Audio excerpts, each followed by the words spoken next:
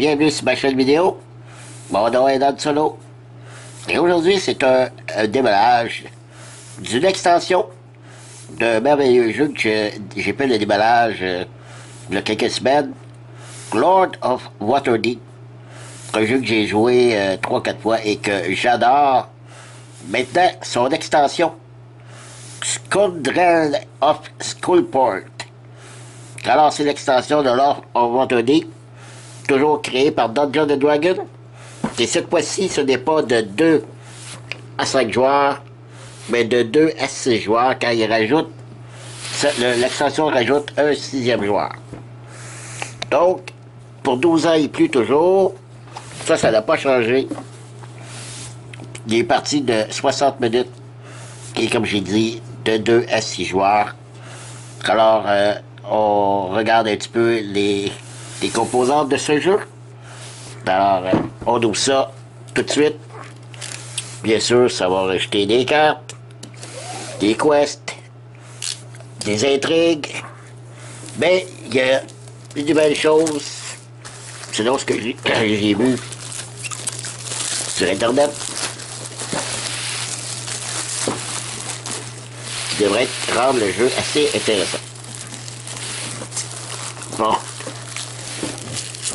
j'ai mal coupé. Et voilà.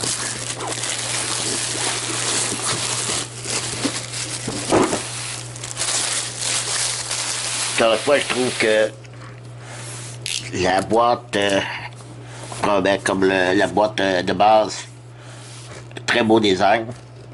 Celle-ci aussi, elle est superbe. Rien à dire là-dessus. Et je le dis toujours, moi, une boîte qui est faite solide, texturée, j'adore.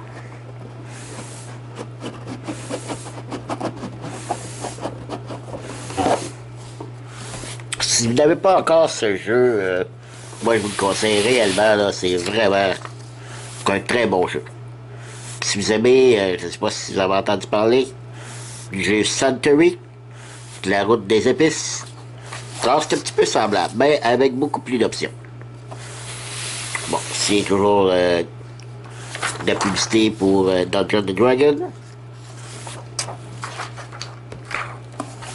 Le livre de règles. On va voir ça ensemble. On va ajouter la caméra. Un beau livret de... je veux dire... papier glacé. Et comme sa boîte de base, Lord of Waterdeep, le jeu est uniquement en anglais, mais Lord of Waterdeep, si vous écoutez bien ma vidéo, les règles se trouvent en français de la boîte de base et l'explication de toutes les cartes aussi sont écrites en français dans un texte que quelqu'un a fait, que vous trouverez sur le Board Game Geek. Sauf que pour celui-ci, les règles ne sont pas encore en français sur Internet, je ne les ai pas encore trouvées, mais ça reste le même jeu, excepté un petit rajout que, écoutez, je vais demander à quelqu'un de m'aider, mais ça ne devrait pas être très très compliqué. Même, je ne sais même pas si je vais avoir besoin d'explications. C'est surtout ça ici que ça rajoute. Des petits points bleus ici, des jetons bleus. C'est comme des petits crânes bleus. Corruption, c'est des pions corruption. Qu'on peut gagner, il faut justement ne pas les gagner. Selon, parce que ça donne des moins 1, ça donne à la fin de la partie. Plus vous ramassez de ces petits corruptions bleues-là, plus vous allez perdre de points à la fin de la partie. Donc, encore une fois, l'iconographie des cartes et des bâtiments, c'est pas tellement difficile ici. Vous récoltez 3 voleurs, parce que les cubes noirs, ce sont des voleurs. Les petites demi-lunes ici, c'est de l'argent. Mais en demi-lune ici, ça va une valeur de 5. Donc, vous gagnez 5 jetons d'or. Et petite corruption Alors, c'est la pénalité lorsque vous faites cette action-là. Vous récoltez tout ça. C'est pas vraiment pas très compliqué. Donc, voilà l'explication de toutes les bâtisses. C'est vrai, il y a une chose que je mentionne, c'est vrai. Dans les vous allez voir, c'est un petit pamphlet trouvé sur Morgan qui explique toutes les cartes de Lord of Waterdeep, mais c'est vrai, la personne avait spécifié, avait traduit aussi toutes les cartes et toutes les bâtisses de l'extension. Alors, tout ce que vous n'avez pas, ce sont les règles. Le reste, tout est en français, vous pouvez trouver tout en français. Alors, seulement demander peut-être à quelqu'un de vous aider à comprendre c'est quoi le nouveau système ici des petits des corruptions symboles, c'est tout. Donc c'est pas plus compliqué que ça. Voilà, c'est pour ça que moi, étant donné que je suis pas bilingue, je comprends un petit peu l'anglais, mais ça me pas, j'ai pas hésité quand même à l'acheter parce que je sais que je peux très bien demander à quelqu'un de m'expliquer la simplification de cette nouvelle règle du jeu. Alors c'est ça, les nouveaux bâtisses qu'on peut avoir. Ici, je ne sais pas, comme je vous dis, je ne sais pas c'est quoi. Je vais le découvrir un peu plus tard. Parce que j'ai regardé les règles et si je ne peux pas les comprendre, je vais demander à quelqu'un. Alors ici encore, j'ai l'impression que il y a 5 cubes mauves, 5 cubes noirs. Ça, c'est 5 voleurs, 5 magiciens. Je ne sais pas si on récolte ça ou s'il faut payer. Alors, ça doit être quelque chose comme ça. On rajoute 2 petits plateaux. Donc, on peut encore faire, en plus du grand plateau, le jeu de ces deux-là, qui rajoutent 3 autres actions qu'on peut faire. Étant donné qu'on rajoute un 6e joueur, c'est normal qu'on doit rajouter aussi des nouvelles actions, parce que sinon on va être trop limité sur le plateau. Ici, c'est ce fameux petit plateau Schoolport qu'on voit ici engravé dans le carton des petits symboles de crâne bleu qu'on voit. Très, très bonne qualité du carton. Très, très illustré. Texturé comme la boîte de carton. J'adore. C'est de très bonne qualité. Et le 6e joueur, qui, je crois qu'il va être blanc ou gris.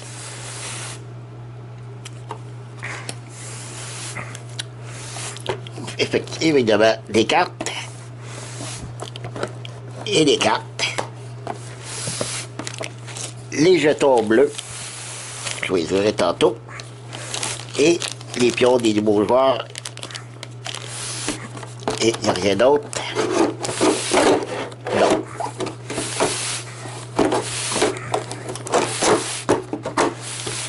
Ok, je vais ouvrir ça, les cartes, et je vous reviens. Et voilà, j'ai tout déballé. Alors, ce que je ne savais pas, c'est que j'ai regardé dans les règles, vite vite, on rajoute un joueur. Je veux dire, un meeple à chacun des joueurs, parce que dans la boîte originale, on a 5. Donc, on peut faire 5 actions. Au début, 4 actions. Rendu au 5e tour, 5e phase du jeu, on gagne un jeton, d'action de plus par tour. Ce qui se fait 5. Puis là, d'après ce que je peux voir, et je vais lire les règles, on a un 6e. Donc, probablement, durant le jeu, on va avoir une 6e action qu'on va pouvoir faire durant les derniers tours, je ne sais pas. Ou on va commencer avec 5, et on va en gagner un 6e plus tard, je ne sais pas. Et le gris, c'est pour ça. Le 6e joueur, son pion est gris. Il y en a 6. Et son petit jeton pour compter les points. Et voilà les petits... des petites pénalités qu'on peut gagner durant la partie. C'est du bois, de bien ordinaire, les pièces. Et Franchement, là, je suis impressionné. Regardez le nombre de rajouts, d'intrigues et de quests rajoutés dans ce jeu. C'est fou, là, mais c'est presque autant que la boîte de base. Je suis presque sûr qu'il y en a autant. Donc, ça rajoute le double de cartes. Je ne sais pas s'il faut les inclure au complet ou s'il y en a qu'il faut seulement jouer quand on joue l'extension ou pas. Je vais le savoir plus tard, mais quand même, c'est assez hallucinant le rajout de cartes. Je crois que c'est la première fois que je vois ça. Oui, on voit ici les intrigues, qu'il y a beaucoup de crânes bleus, donc c'est peut-être juste lorsqu'on joue l'extension. Si on ne joue pas avec l'extension, ces cartes-là ne servent à rien. C'est ça, toutes des crânes bleus qu'on voit sur les cartes. Peut-être pas tous, non. Non, il n'y en a pas tous, mais honnêtement, je sais pas. Mais franchement, tant qu'à jouer avec le jeu, aussi bien de jouer avec l'extension, parce que tout le monde me dit que c'est vraiment un must à avoir pour la boîte de base. Et j'ai pensé à ça pour moi, vu que mon anglais n'est pas très bon, je vais demander à quelqu'un de m'expliquer les règles. Très bien, j'ai trouvé la personne pour l'expliquer parce que c'est cette personne-là qui m'a convaincu d'acheter le jeu.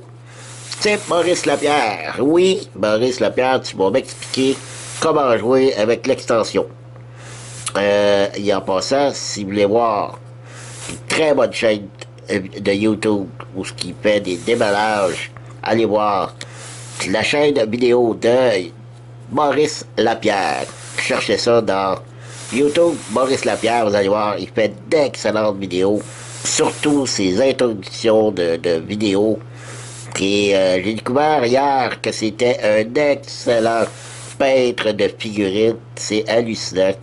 Donc, Maurice Lapierre, vérifiez ça. Excellent YouTuber. Depuis tantôt, c'est dommage, je ne sais pas si c'est les enveloppes de plastique qui vont faire ça, qui vont plier les cartes, mais là, ils sont comme courbés et ça, j'aime pas bien ça. En tout cas. Donc, c'est les nouveaux quests, hein? Ce sont les quests. Et puis, ça semble un peu comme les autres. Encore une fois, les designs, le dessin des cartes sont excellents, sont bien dessinés. L'artiste qui a fait ça, là, je vous dis, là, très bon.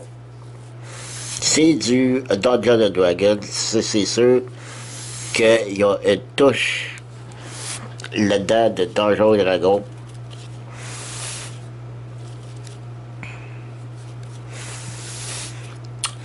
C'est un jeu purement fantaisique, alors c'est normal. Et là encore, on trouve des quests avec des petits crans bleus. Non, il faut absolument jouer avec l'extension, ça fait aucun doute.